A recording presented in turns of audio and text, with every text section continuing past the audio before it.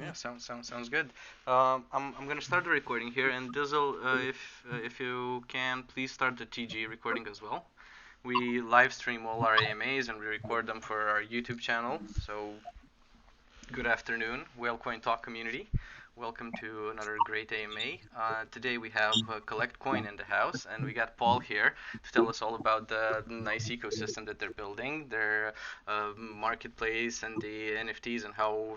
Well, I'll let him take it away. But before we get started, Paul, maybe you can give us a quick intro about who you are, how you got involved with crypto, and what led you to create this nice ecosystem for everybody. Fantastic question. Hi, everyone. My name is Paul Gopal. My background is in finance. That's what I studied in school. I started my career in ultra high net worth wealth management at UBS. I transitioned to technology because, unfortunately, I came out of school during the financial crisis of 2008.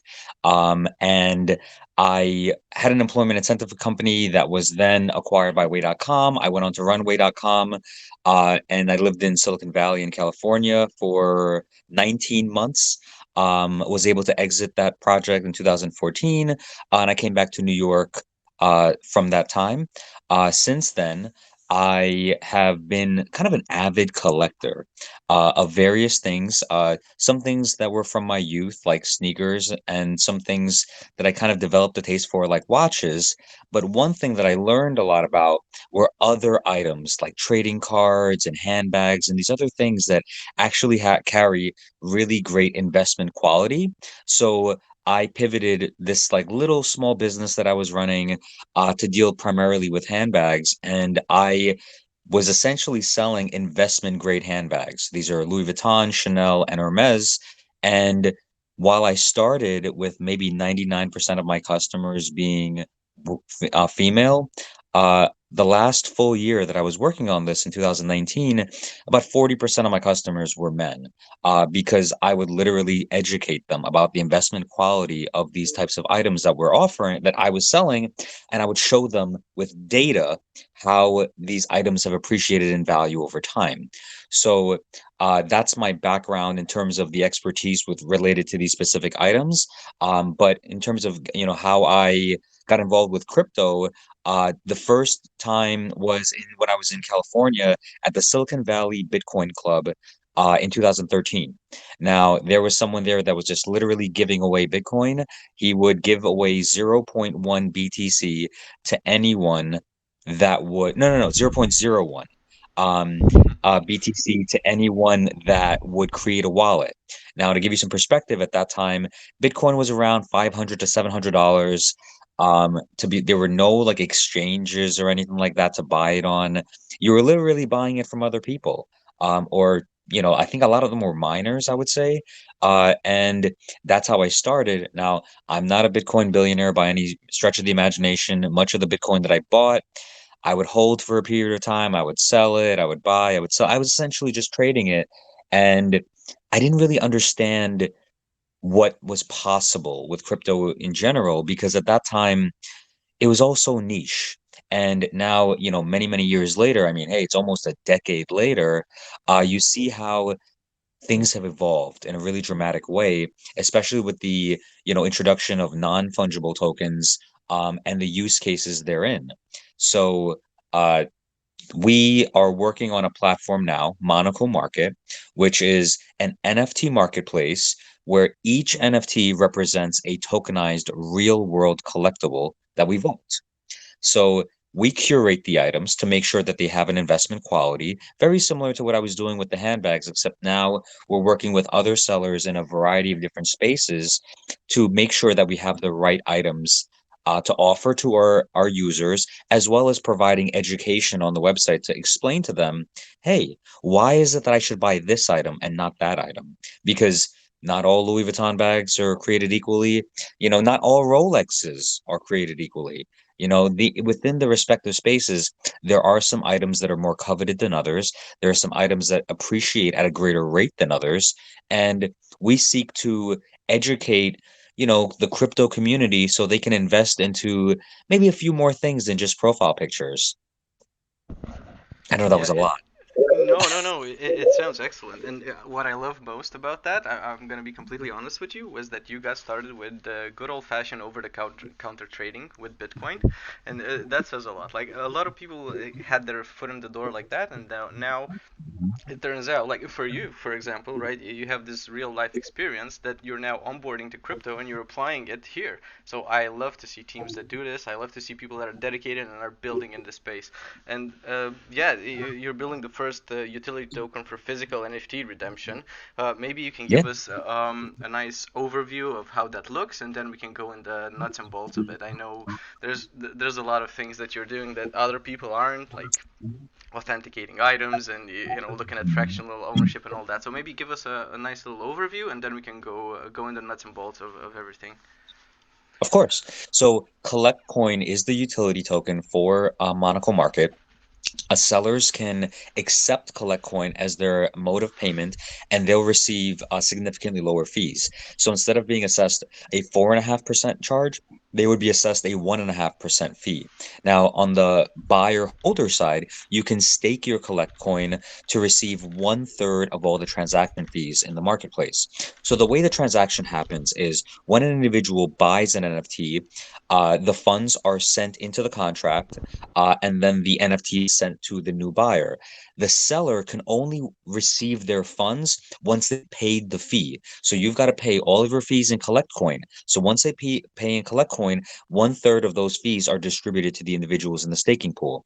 Now, in addition to just receiving a portion of the transaction fees, we are going to have a little APY. And now I'm going to admit to everyone here, it's not going to be 1,000,000%. It's not going to be 100,000%. It has to be something real because, look, we need to have a sustainable business. In the last startup that I ran, it was also a marketplace. So you really get a sense of what it takes to build this out, to have the right items, to have an appropriate marketing strategy so that you're reaching the individuals that should be buying what you're selling. So we're doing that. Additionally, we plan to implement additional uh, uses for CollectCoin on the Monaco market, specifically allowing sellers to pay in CollectCoin to get maybe priority listings on the search results pages, or maybe even on the home page, a call to action that drives to your specific collection. And we also want to create eventually a fund where you can invest your CollectCoin, and it'll be represented by a variety of items uh, that we're offering. And we intend to eventually do fractionalization as well.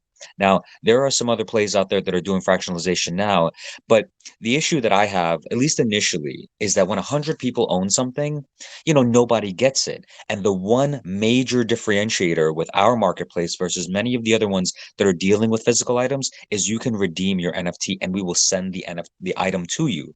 So not only is it a really uh, easy way for you to trade these types of items, it becomes a way for you to purchase them really securely.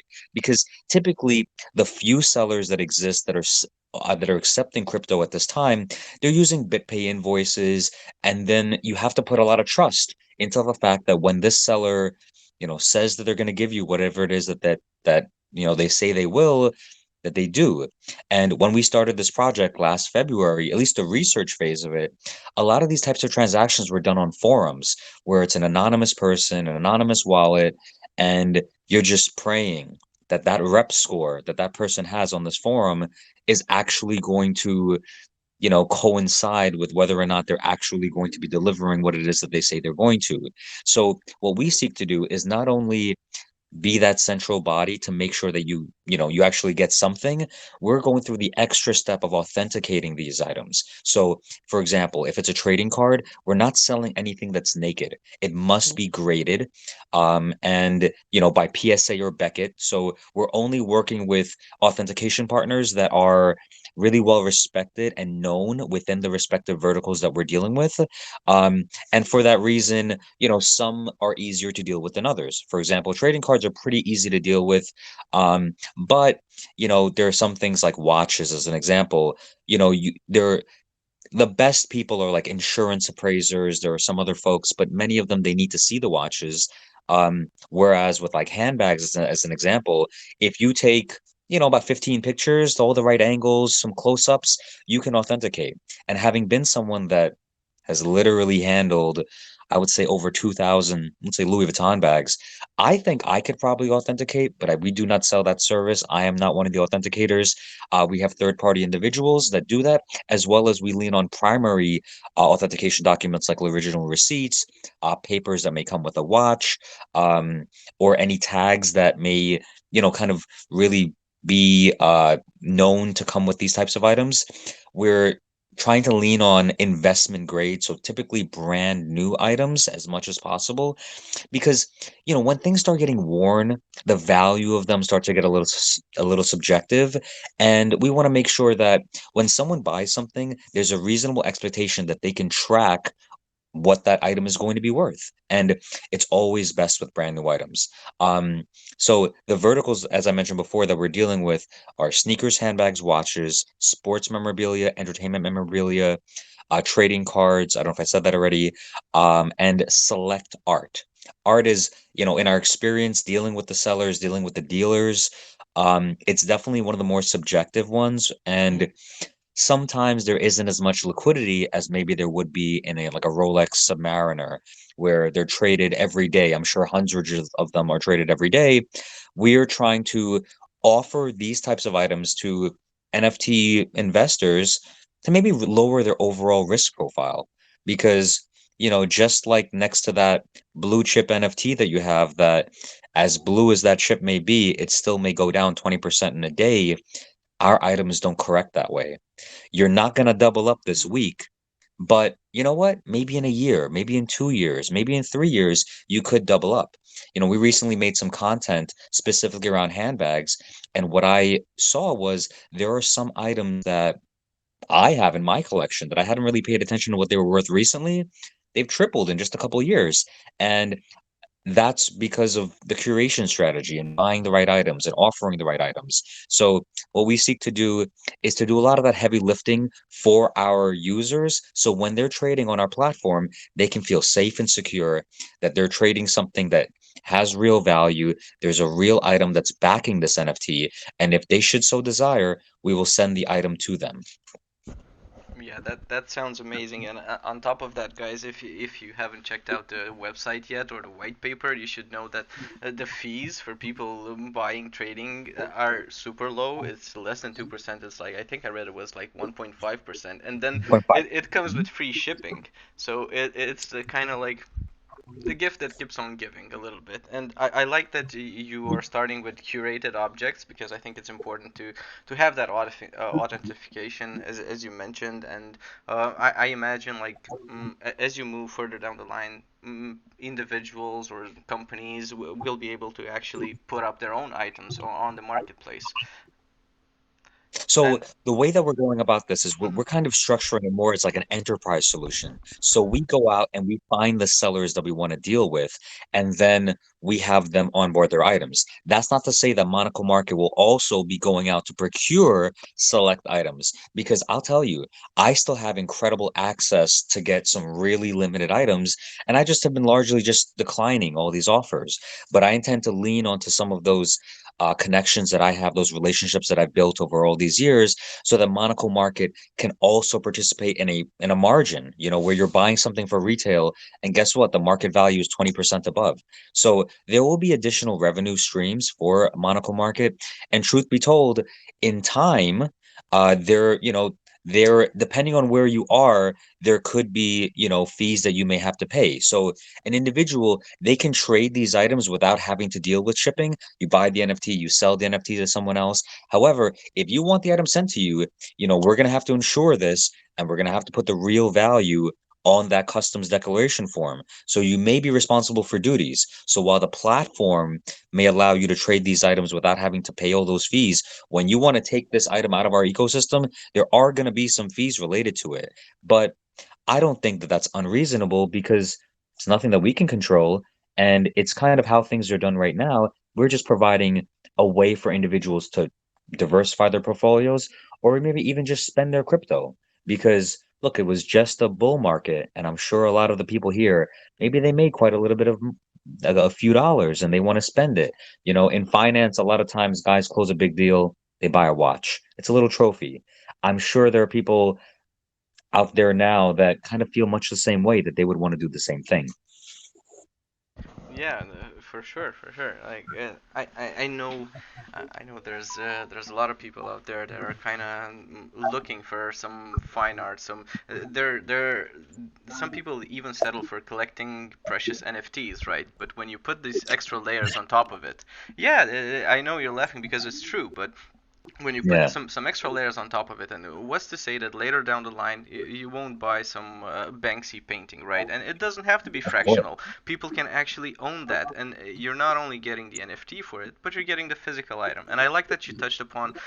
Sure, once you want to take it out of the ecosystem, it's the customer's problem, sort of, because I know even now, like if you order something online, if you order something from outside of your own regulation, you still have to pay some custom fees. You still have to abide by each country's regulation. So I know it's still a little bit of an uphill battle when it comes to this with crypto and how certain countries treat it, but once you get it, you have it shipped. You can hang the painting in your living room, and then you can showcase the NFT in your favorite gallery as well.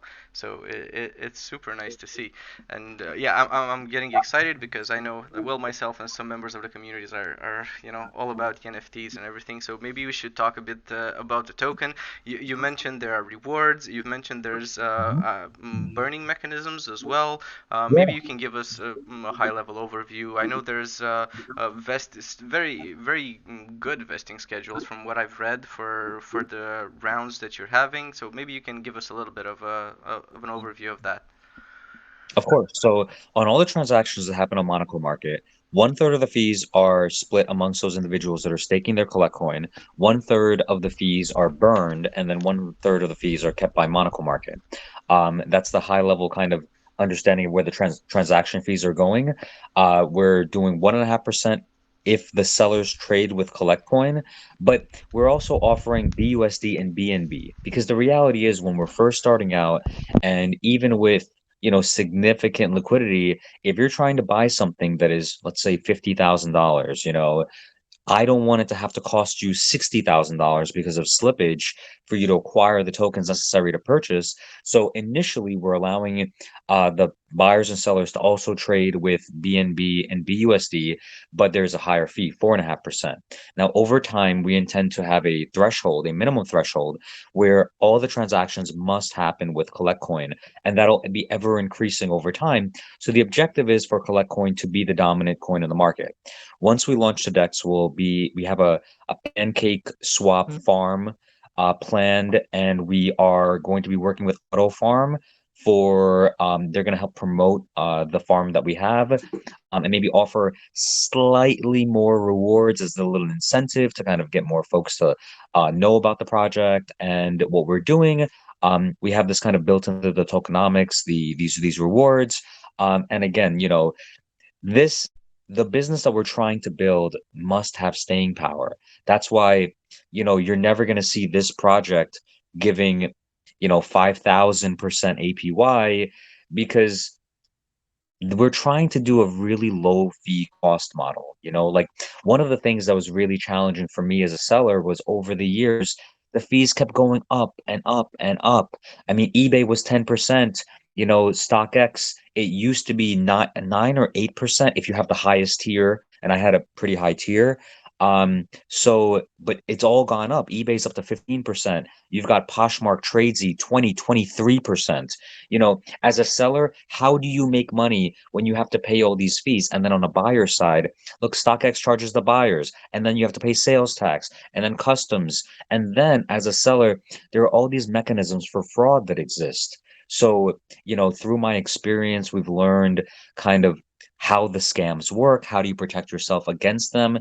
Because unfortunately, every time that I got scammed, I learned a very expensive lesson. And I made sure to learn the lesson so that they wouldn't happen again. And I can, you know, happily say that I have never been scammed the same way twice, but I have been scammed a lot more than twice. So one of the things that we're trying to do is to just make sure that we have all those things in mind. Because look, in crypto, there's scammers everywhere you look. And I detest these individuals because so many people in crypto are kind of new to it and they don't know and they're trusting. And we're trying to make sure that, well, when you come to our platform, you can trust us. You can know that we've done the work to guarantee that this item is exactly what we say that it is. And when you receive it, you'll feel the same way. So whether it's a watch, a handbag, a trading card, you're going to know that it is what we say that it is, and there's multiple layers of verification. Uh, additionally, in terms of the tokenomics, we're the liquidity is locked for, gosh, I think it's like 3.5 years or something like that. It's a while. Like it's been I haven't looked at our tokenomic sheets for a little while, to be totally honest with you, just because we kind of made some of that a while ago and we were focusing on building. But this is a long-term project. My co-partner, my co-founder and I, Nick, we were working on Way.com together. We built that marketplace and we saw, what it takes to build this. You got to put in a lot of time to really build something of significance. And there is that initial period where you're not making really any money. I mean, none of us have gotten paid anything. We've just been building this because we believe in the strength of the idea. And the truth is, I believe that somebody's going to do this no matter what. There are individuals now, or rather other projects that are allowing you to tokenize your items and offer them for sale. But my issue with that is I could take a real bag, tokenize that real bag, and guess what? I'll send you the fake one. Like I know scams like that are going to be popping up left and right. So there needs to be a central body in the middle protecting you as a consumer. Otherwise, people will get taken advantage of. And crypto is immutable.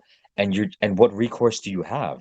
There isn't a lot protecting individuals, unfortunately. So my hope is that with what we're doing, it'll instill confidence into individuals and further adoption with individuals that they don't understand, why is this picture worth this much? Some people don't even understand what an NFT is. They think it means like picture, but we're trying to create this better image of what this is, like really further what they perceive this technology to be and what it can be used for. Yeah, definitely. I can relate to that. There's no magic pill that you can give people and show them what's happened in the past 10 years in crypto. So all you can do is just build a safe environment, build a cool ecosystem that they can participate in, and they'll gain that trust that it's needed. They will spend that money and they will take their gains out too. They'll take it in the form of, deliverable NFTs, which is super cool. Now, I know you mentioned you have some experience with high-end items and all this. So this is more of a personal, I don't know, curiosity. But Sure. you mentioned Yeah. sneakers and bags and trading cards. I know trading cards, like especially last year, it was like a huge hype with even the Pokemon cards and everything. It was Oh, crazy. yeah. But I'm curious, like, what are some of the curated items that people can expect to see there first? And is there like a new meta sort of collectibles that maybe people haven't really touched upon yet, and that they're gonna get super hyped about? Absolutely. That's a fantastic question. So first of all, in terms of an expectation of what the collections are going to be, for example, one of our watch sellers, we're working with them for the first collection to be like must-have Rolexes. So we're talking a Submariner, a Hulk, a Pepsi, maybe a gold presidential, just the watches that either because they're discontinued, the population size is very small, or just the demand is so great that there's a reasonable expectation that these items are going to go up in value, and they have historically. Now, there are some other watches that some of have been suggested to us that maybe we won't have right away. And to be honest with you, I'm not as bullish about, for example, Richard Mille watches. We're talking 250,000, 500,000, $1 million watches. First of all, I don't know who's going to be able to buy that on our platform. I hope we have, some investors that have that kind of capital, but I don't know. And two, they've gone up so much in the last couple of years that I am a little bit concerned about some of those items retracing. Now, every watch seller I know tells me, oh, that's not going to happen, but I don't know. But when it comes to like trading cards, as an example, we're gonna have sports cards. We'll have Pokemon for sure. There's Magic the Gathering, and again, everything must be graded. There are some special cards that we're going to be having that I saw already. Like when I thought of sports cards, I thought the most valuable one would be like a Michael Jordan, rookie card or something like that because I watched, Jordan in the 90s and idolized him, and that's something that I always thought to be like, so great. But what we've actually found is like Steph Curry's cards tend to be some of the more valuable ones. As well as, we'll have some special cards that have they have like a piece of the jersey or like a basketball in the card. So we're trying to have something that is really interesting, really different, but more than anything, everything it's data driven. This item, we expect it to go up in value because the population size is small, because historically it's been going up. Even in fashion, like I have a pretty significant collection of Louis Vuitton. I have a few Virgil Abloh pieces, and when he passed away, the values went up, because people were looking for those items. And, so there are things like that happen. Even, in art, there's an artist right now. I'm probably gonna butcher her name. Um, and she is very ill right now, and she may pass away this year. Like Kusami or something like this. I'll find the name for you guys, but she is her art is going up in value dramatically. So we're paying attention to trends, but obviously a lot of this is us working with the sellers themselves because while I know quite a bit about the verticals that I've dealt with, whether that's sneakers, handbags, and watches, because I've specifically been selling that stuff for a number of years. Um, I don't know everything about fine art, and that's why we are working with those individuals that know this. And we're also, our initial releases are going to be items that are easy to deal with because just as I mentioned before, we're vaulting these items. So I don't want to have to deal with a 10-foot by 8-foot mural, whereas maybe something a lot smaller would be a lot easier for us to store and ship. We've had a seller that wanted us to sell uh like like statues of celebrities, but the transportation of that is a little bit difficult. You have these special services, and so that's something that we're looking at these things. But initially with our MVP, they're going to be items that are going to be easier for us to deal with, and then we will expand and expand from there. Yeah, it seems a very fair way of going about it. I can imagine like moving a couple of tons statue is not the most lucrative thing to do. Oh Um, yeah. Uh, yeah, but at the end of the day, because of the low fees and because of the other benefits, maybe the buyer would be willing to actually pay for his own shipping. Who's to say that that's not going to happen, right? So the Yeah. possibilities are limitless. And I know we don't go in depth a lot here, guys. We're trying to keep it like high level. But if you want to find out like the full info about the tokenomics, the vesting schedules. I know I was reading the marketing funds and partnerships and the development ones. I think they were vested over 27 months or something like that. Yeah. So it's super nice. And then if you go to the white paper as well, you can read up on all how the the participation the people participating get their share of the tokens and all that. So there's really a lot to unpack here. So before I go to some community questions, because well, we make it a rule here to take some community questions and then I'll get back to some of mine. Maybe you can give us I'm sure you're never asked this question, right? Like, what are you planning to do for marketing? But I want to get that out of the way because some of our Sure. members will probably ask it. So, what are some of the Of more course. lucrative strategies that you plan to use to kind of get your name out there, to put it in front of people? And yeah. We've been doing a variety of marketing from even last year to now. And I'll be honest, the marketing strategy has had to change dramatically from, let's say, marketing in November and December to marketing in March or April of this year. When we were doing a lot of the marketing last year, we were doing more, YouTube, influencer based marketing, some AMAs. But what we have found in this market now, just because someone tells you that you should participate or tells you about a project, it's not enough. That's why what we're trying to do is do more of these AMAs, get into other communities, educate them about what we're doing. Because I do think that largely this is not a difficult thing to conceptualize how what we're trying to build. So a lot of it is about exposure. Additionally, we're doing other kinds of content related to the items and the sellers to kind of educate individuals about what it is that we're going to be offering. So, for example, just this past Sunday, we filmed some contents specifically around the items, some of the items that we're going to be offering on the platform, and we showed, well, this item was purchased for this much in this year, and then now the market value is X amount of dollars to show that there is significant appreciation with these types of items. We're going to be doing additional content featuring the sellers that we're going to be dealing with, where they're going to be talking about their items, because, while like I know a lot about Louis Vuitton. I don't know everything there is to know about, like, one of our trading card sellers. He has cards from like 100 years, these baseball cards from like 100 years ago or like 80 years ago. I've never heard of any of these people in my life.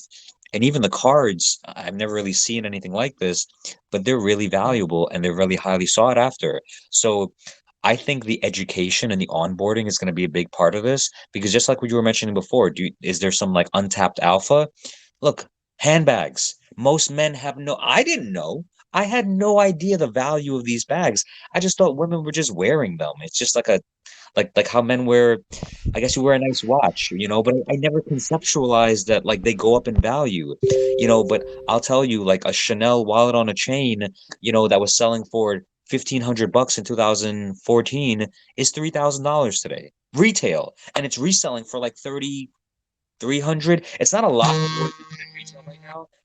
Part of the reason is because they increase the price every year. So it's like the pricing floor superficially increases because, one, there's scarcity, and now you cannot find it for less than this price. So the resale goes up.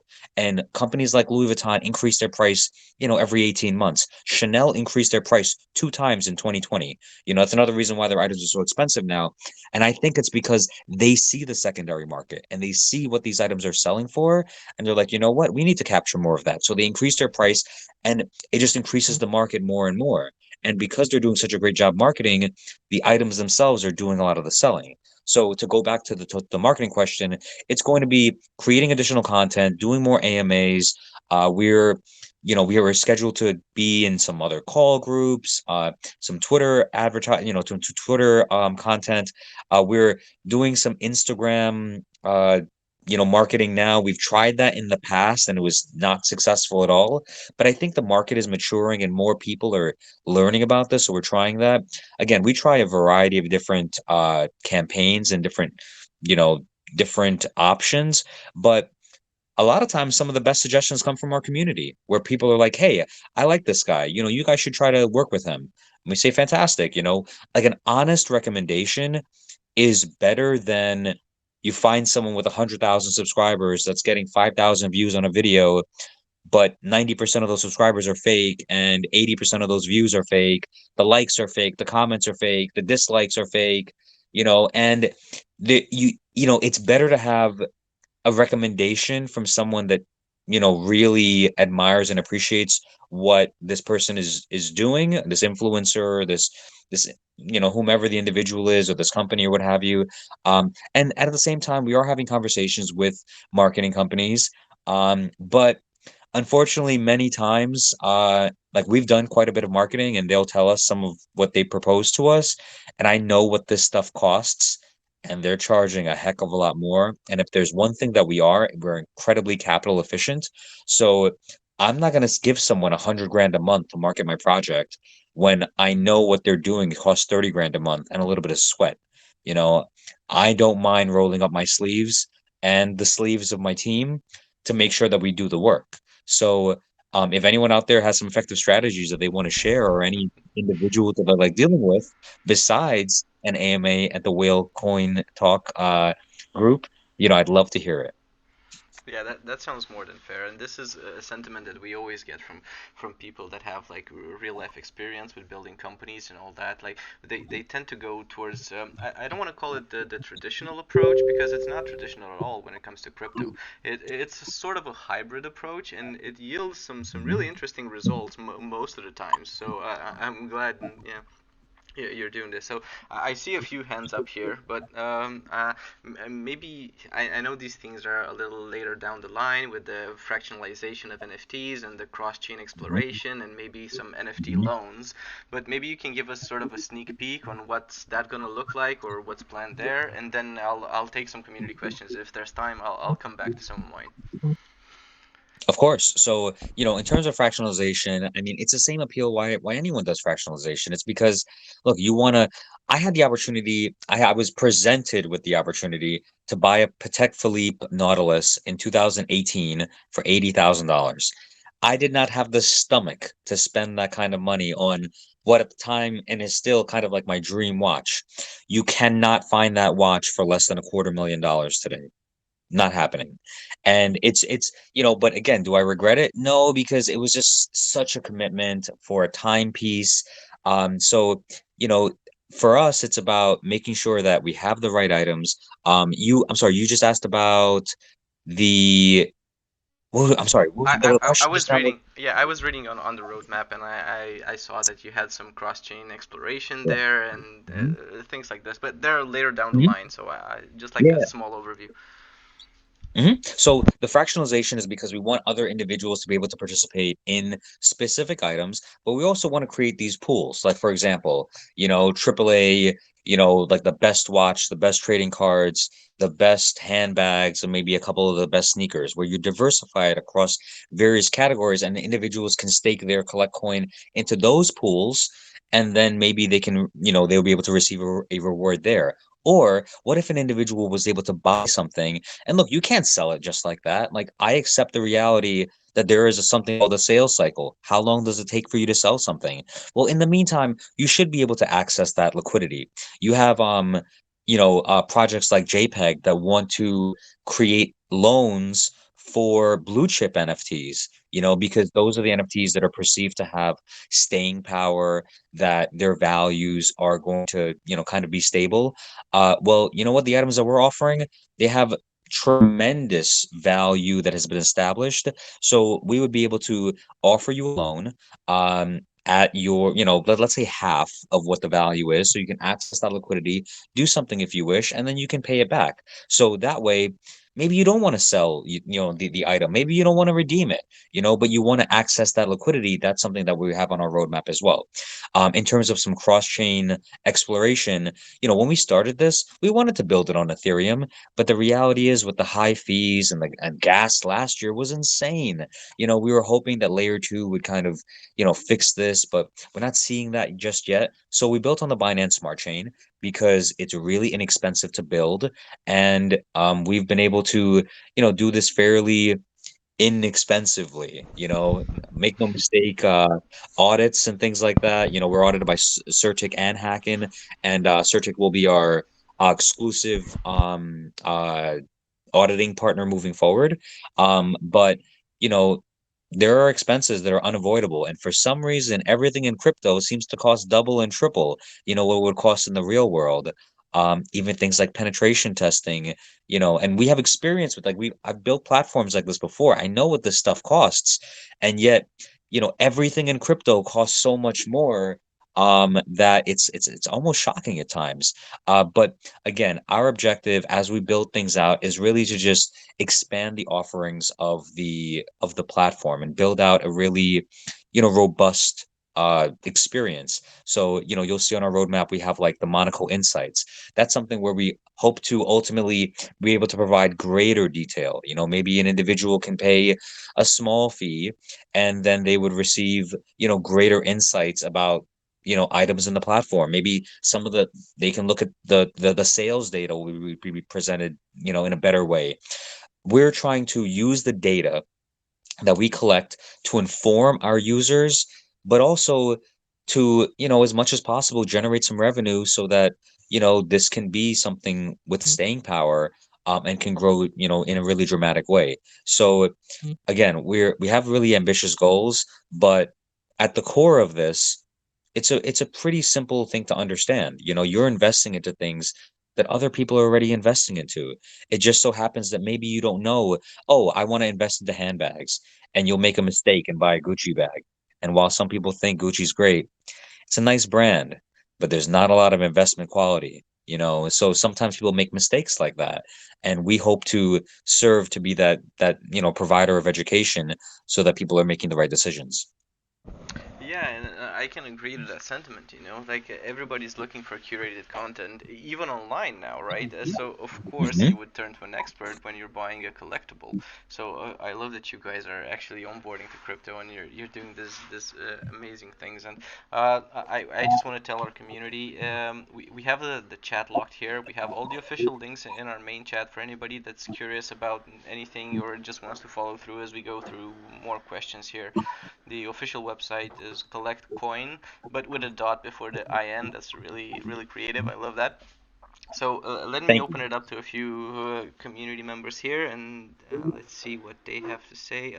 First, Venice, you had a question for Paul here. Go for it. Yeah, thank you so much, Akti. Uh, my question is that, as you have mentioned, there will be precious items as well, costing thousands of dollars to investors. So, how will be your user interface? I mean, will there be any 3D model that might trigger the investor to buy it, or how it's gonna look like, so people can get to know what they're gonna get? Excellent question. So in terms of the visual representation, it really depends on the item, right? So um, with a trading card, there's only a couple ways to kind of make that look cool. You can kind of have a rotating image, but at the core of it, you're going to see in high resolution images the front and the back. Now, when it comes to items like, let's say, a watch or a handbag or even a pair of sneakers, there's going to be a lot of angles.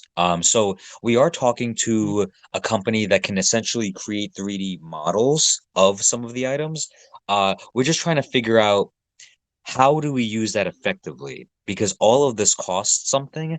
And while we want to work with some of the sellers to really make special listings that would really, highlight these items. Like, for example, I think for some of the watches, it would be fantastic to do some kind of model so that you can spin the watch around, zoom in, look at it, and hopefully it would be a video so you can see the movement. I love an exhibition case back where I can see the movement on a watch, even though, these days I don't even wear nice watches anymore. I wear a smartwatch every day, because I like all that data. But I still recognize that the watches that I have are, fantastic investments. And then eventually one day, maybe all that data that they can collect on a watch, they can put it on a ring, and then I'll be able to wear nice watches again.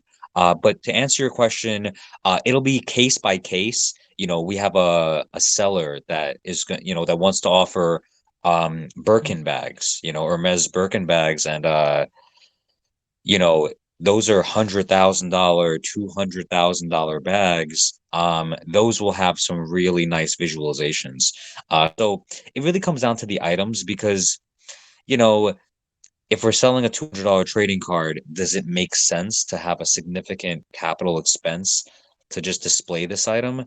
And then you got to think about how many times can the item be traded. So I would say that while we are going to have some special visualizations, at least for the MVP, there will also be, pictures. But just the same, there'll be like the one thing that we're really highlighting and making sure that individuals can see are the authentication documents, whether that's an original receipt, a third party authentication, an insurance appraisal, something of that nature. We're going to make sure that that's displayed as well.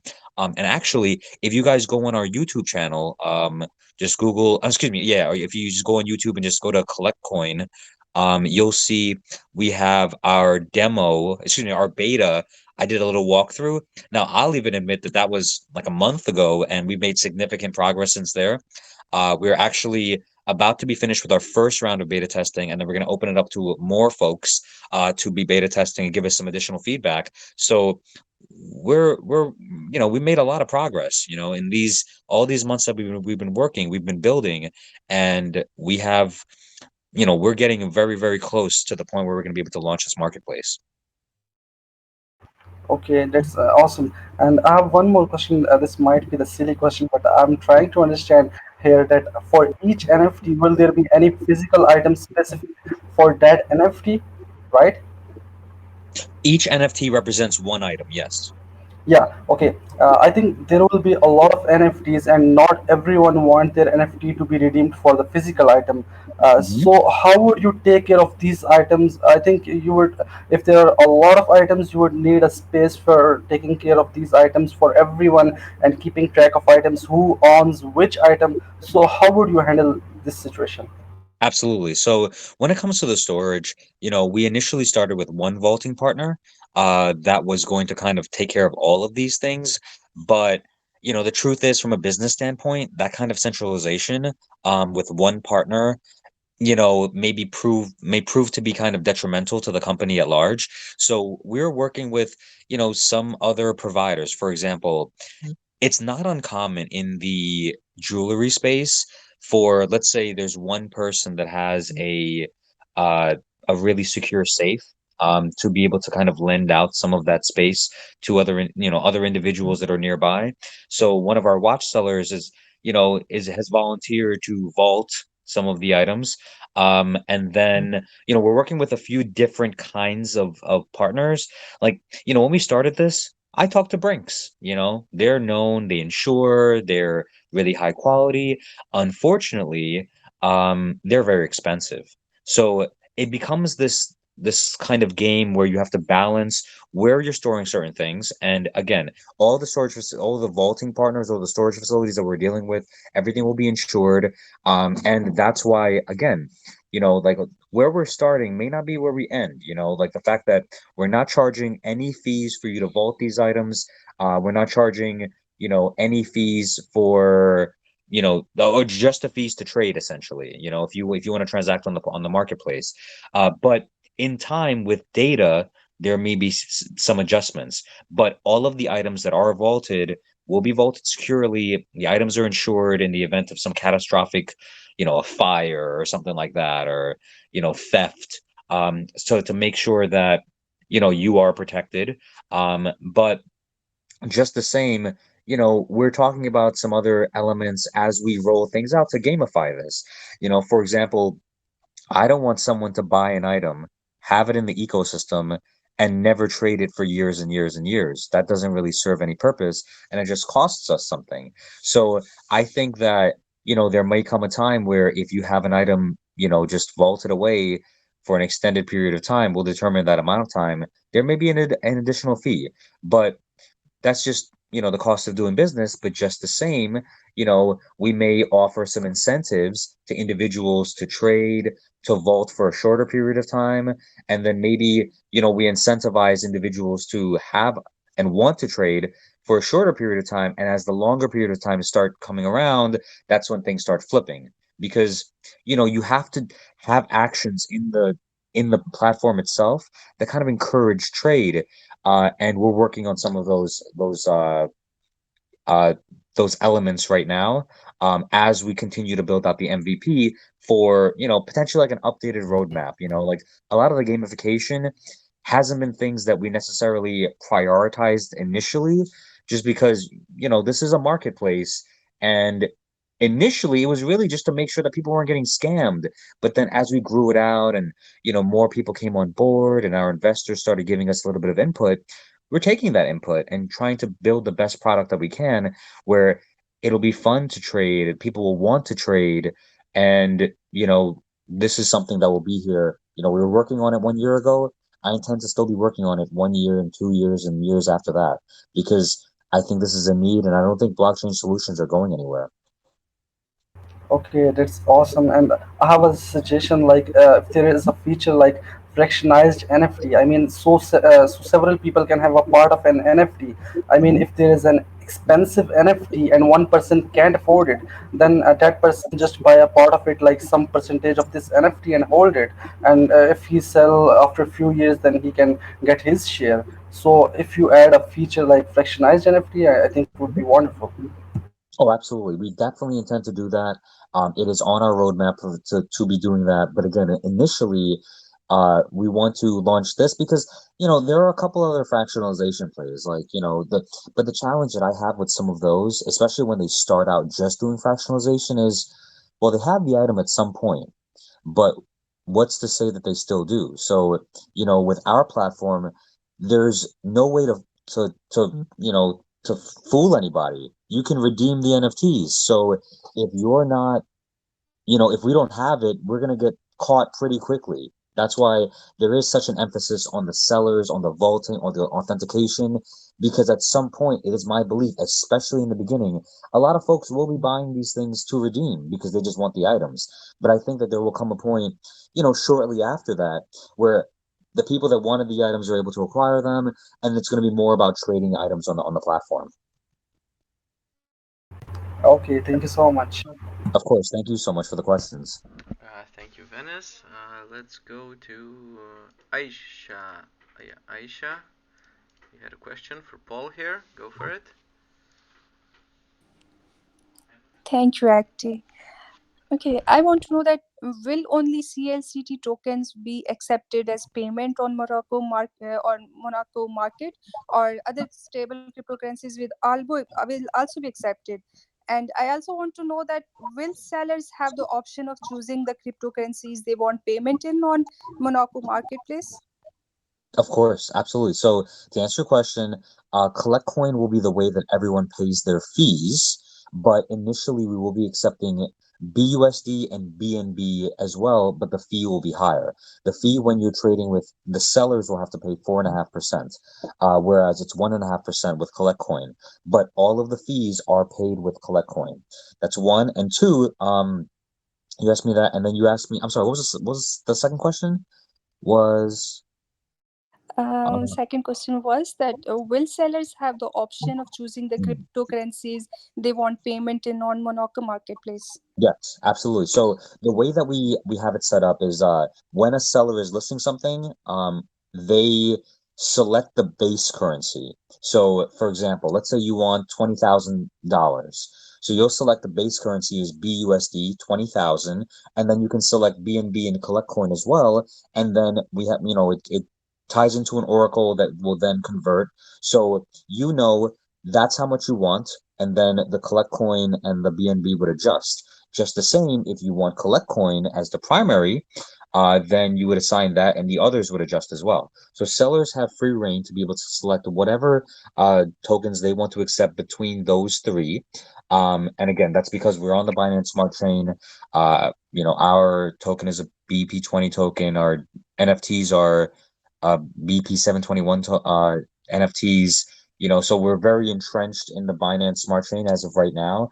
But again, that's largely because it's inexpensive to trade. It doesn't cost you 5 or 25 or $100 to execute a transaction or mint something. It'll cost you about 30 cents. It's really inexpensive. So we do intend for Collect Coin to become the dominant coin in the market by having a minimum threshold. So every transaction under a certain amount of dollars must be completed with Collect Coin. And then over time, as the market cap goes up, as more people have it, as it doesn't cost so much in slippage for you to acquire that coin, we're going to increase that threshold so that Collect Coin can be the dominant coin in Monaco market. Okay, great. Thank you. Thank you. Thank you so Thank much for you. answering. Thank Thank you you. for the question, Aisha. And let's go to Mr. Syed. Syed, you had a question for Paul. Go for it.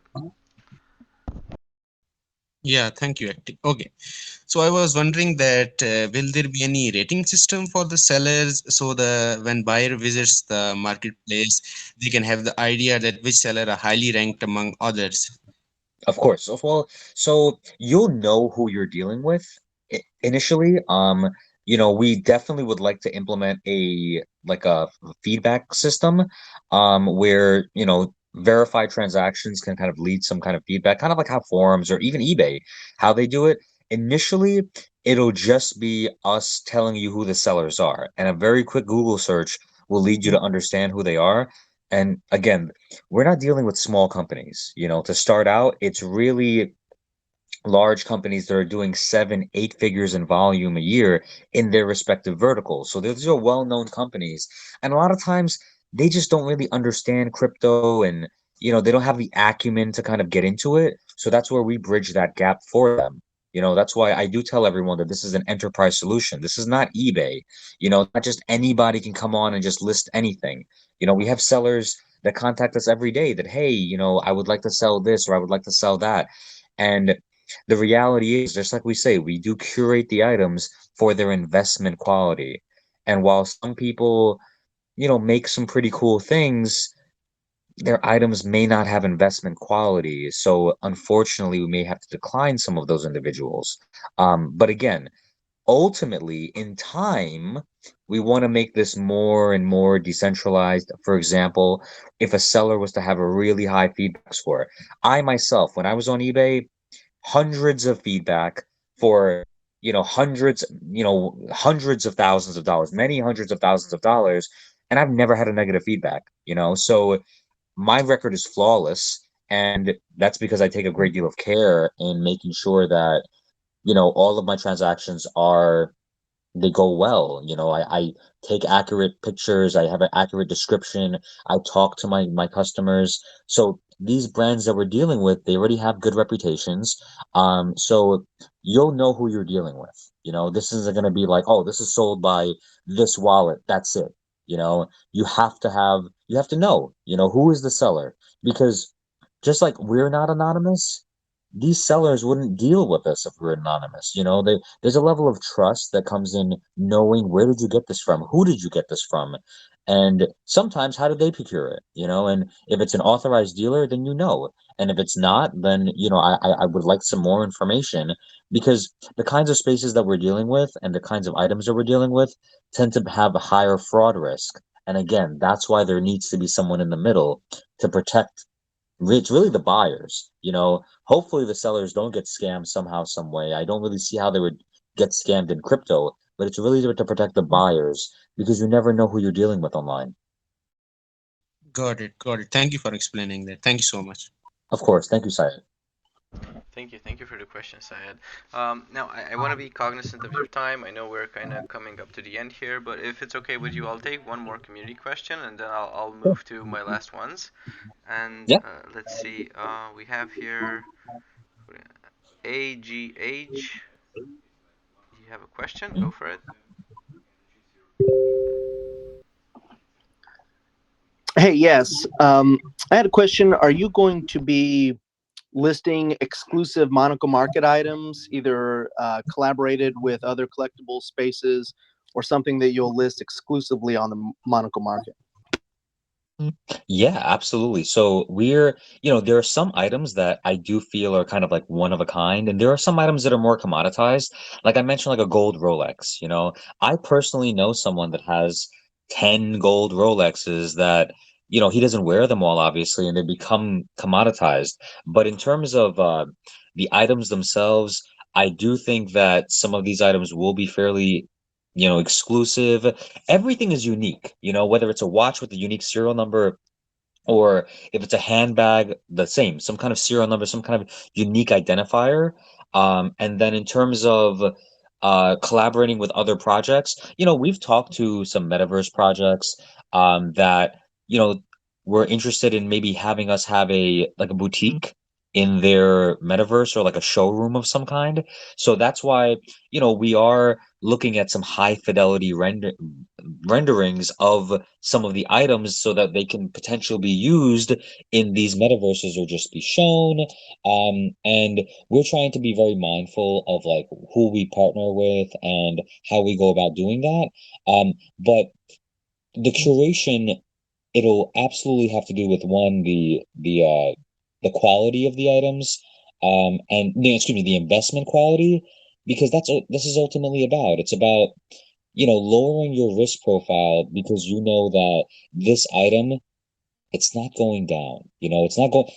Look, everybody saw what happened with Netflix yesterday. I mean, 35% it went down. Hmm. That was kind of unexpected. I don't think there's an instance where any of the types of items that we're specifically offering are suddenly going to go down dramatically, unless, let's say, it's a gold watch and gold for some reason drops dramatically. There are still other things about that watch. The movement, the crown, the craftsmanship, the rarity of the item itself can also prop it up. So there are all these different elements that I feel like diversify your risk within individual items, that, make those items have better investment quality than, some of the other, sometimes other just very, alternative investments. I'm not sure if that answers your question. Yes, it did. Thank you. Thank you. Thank you, AJH. Sorry for butchering your name there. Right. Well, I think we've covered quite a lot here. Now, Paul, if there's anything that I haven't asked, or if there's anything that you wanna relay here to our community, please do so. And if not, maybe you can give us a sort of a small overview of what you're building and how can people get involved right now. I know there's way to get involved, like on your website and all that. So maybe you can give us some details on that before you leave us with a bang. Of course. So, first and foremost, you can follow us on Twitter, CLCT Coin, visit our website, collectcoin. You can, we are taking applications around the second digital program. We'll likely be opening up for more beta testers in the coming weeks. We're onboarding more individuals. Since we're getting closer and closer to the point where we're going to be launching this, I would just say, if we are currently in our pre-sale of our almost, so if you want to it, feel free to visit collectcode.in. Make sure that it's collectcode.in, and the Telegram is CLCT coin. Unfortunately, because of some attention that we've gotten, there are some fake telegrams out there that have, created, and they have, 50,000, 60,000 people in them, but you can't talk, and they're just saying click on this link. Yeah, that doesn't happen with us. Like CLCT coin, there's still you can ask questions there, or messages on Twitter. But in the meantime, just follow along. If you have any suggestions, we are always really interested to hear what the community has to say, and what are they interested in buying. We often have polls these days on Twitter asking folks like what their thoughts are on this item versus that item, because we really do want to understand who our users are and what do they want to buy. Because I can lead you to water, but I cannot make you drink. And if I try to force it down your throat, you might drown. So, it's really important to us that our users really feel listened to and heard. And we're taking that feedback to really try to build something special. And while I know there's going to be other people that are going to try to build this. And from what I can tell, we are the first ones that are doing this with a functional redemption feature. There's a couple other, like StockX, they have NFTs for items. I bought one of them. You can't redeem anything yet, and it's not even on the blockchain, and you have to buy with fiat. You can't connect the wallet, you can't spend crypto. So these guys out there that are kind of bastardizing NFTs and this concept because they think they can sell some more product, we're trying to build something pure, something that really aligns with crypto, for to allow individuals to be anonymous if you should so choose. But guess what? When you want to redeem that item, you got to give us some info. So be prepared for that. But in the meantime, buy, sell, trade. We want to stabilize the NFT ecosystem as much as we can for each of you. I love it, Paul. I love it. And the moment you'll have that Birkin up, I'm whispering a little bit so my wife doesn't hear it. I'll be holding the NFT and she can hold the bag, right? So, so you've managed to turn me into a customer. So once that's up there, you might see a really fast sell. All right. Well, I'll send you some pictures. We got some really yes, crazy please. things. I mean, yeah, amazing. Yeah. Thank you so much for having me here today. It was really an honor. I'm so happy to interact with your community. And feel free to join our Telegram, CLCT Coin, after this. I'll be around. I'll answer a few questions for, at least the next 30 minutes. I think my next call is at 3:15. And yeah, thank you. Thank you very much, Paul, for coming today. It's been great talking to you. And for our audience members, if you still have questions, we do record everything. You can go over it if you've missed the first half or anything like that. And then if you have extra questions, all the official links are in our main chat here. It's still locked, so yeah, be safe out there, guys. Just go to the official website, CollectCoin, with a dot before the IN, so it's collectco.in, and then you can make your way to the Telegram, Twitter. You can engage with the media Ethereum and Facebook and read the white paper. It's quite extensive.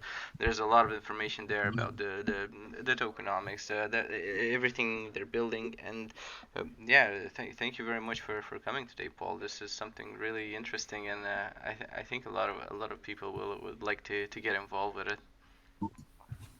I hope, yeah, we're really excited. And again, thank you so much, community, for having me. Thank you guys for hosting. It has been an absolute pleasure. Thank you.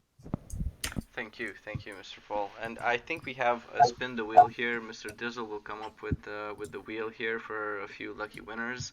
Also, we have to mention this. Like the Whale Coin Talk is an educational channel, so everything we put up here is purely for educational purposes. So you guys can make an informed decision. You always have to do your own research, guys. We don't provide financial, opportunity. Well, we provide some financial opportunities, but not investment, advice. So you'll have to decide on your own. If you see something you like, if you like the team, if you like the project, if you think you're gonna be buying one of those Birkin bags, like maybe this is the time to join the Telegram and get involved. I can see Mr. Dizzle's already doing the spins here for everyone, so you can stay tuned for 2 more minutes while we get our winners.